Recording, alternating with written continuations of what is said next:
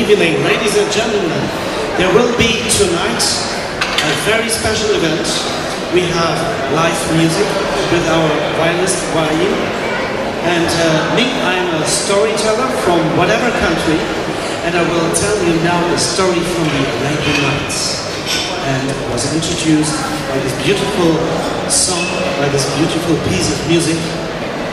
And I will continue the travel that had started right now.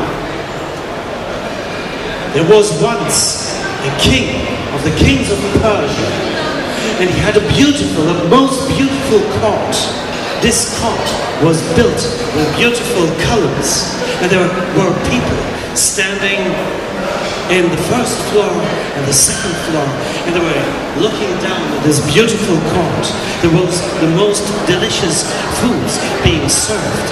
There were the most pleasant servants in the world who came there to serve the people, and many seats were offered to everybody, and the people came and said, "Sit down, take a seat," and there was a smile on the face of the people. So wonderful was the court of this king, of the kings of Persia, and this king had the name Sinbad. His hobby was to go hunting. Suddenly, the gazelle jumped over the king and ran away. I will hunt the gazelle, and found himself in the midst of the desert. And you know, as you are here, the desert is very dry. There's no water, and if you find water, it may be very salty. And there may be no people in the kitchen who prepare wonderful food or beautiful drinks as cocktails. No. And the king got really thirsty in his throat. And the king thought, what am I going to do? And suddenly, the king saw a tree in the midst of the desert, and he was dreaming he would find beautiful women there. Maybe they would have beautiful drinks, and they would share their drinks with him, the king. So the king rode faster and faster and faster to arrive at the tree, because if there is a tree in the midst of the desert, there is water. Isn't there? And the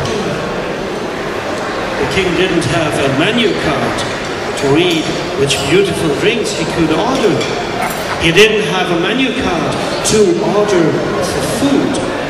But at least there was water dropping down from the tree. And if you're in the midst of the desert, the water is the most important thing that you can find.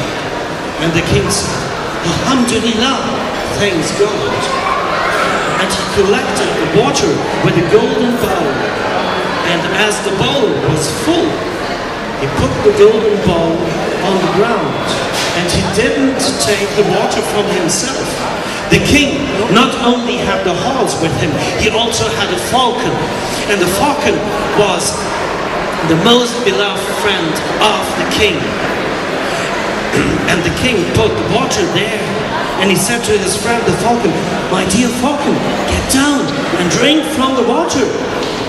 What did the falcon do? He took his head against the bowl and threw it aside, and all the water leaked down into the sand. And the king said, "My dear falcon, why are you doing this? Maybe you're dizzy in your head. I will collect the water again." And the king collected the water for a second time. And also the second time, the bowl got empty as this cup. And at that moment, the king really got angry. The king takes his sword, and the falcon, not thinking of anything evil, got hit by the sword. Chop, chop, chop! And the king cut the falcon's arms, and blood went out of the arms of the falcon. And at that very moment, the falcon started to speak in the language of the humans. The falcon said, "My king, my dear friend Sinbad, I am dying now, but what you thought to be beautiful water was poison, because at the top of the stream there is a serpent with an open mouth, and the poison is licking out of the serpent's mouth, and you collected pure poison. And I would have died because of this, and you also. And in that very moment, when the falcon had finished his last sentence, he died. And Sindbad, the king, saw that he had done a wrong judgment, that he had killed his most beloved friend because of a wrong judgment. And since that very time, the king started to contemplate very well how to judge his friends or even his enemies, to ask God before if that what he was going to do would be right or wrong. And so he did afterwards.